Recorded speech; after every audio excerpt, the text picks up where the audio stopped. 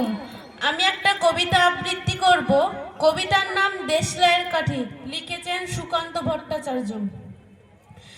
আমি একটা ছোট্ট দেশলাইয়ের কাঠি, এত নগণ্য হয়তো চোখেও পড়ি না, তবু যেন মুখে আমার উসখুস করছে বারুদ, বুকে আমার জ্বল ওঠবার দুরন্ত উচ্ছ্বাস।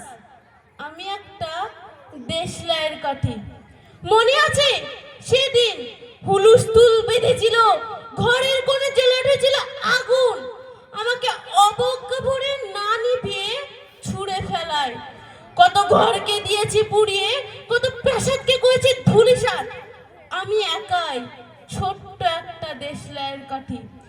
এমনই করেই বহু নগর বহু রাজ্যকে দিতে পারি ছারখার করে, তবু অপেক্ষা করবে আমাদের।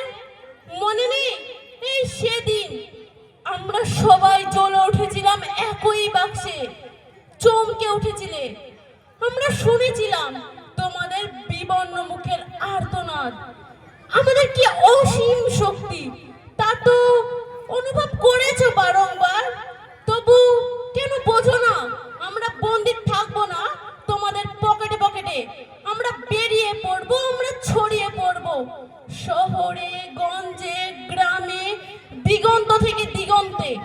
আমরা বারবার জ্বলি নিতান্ত অবহেলায়, তা তো তোমরা জানোই।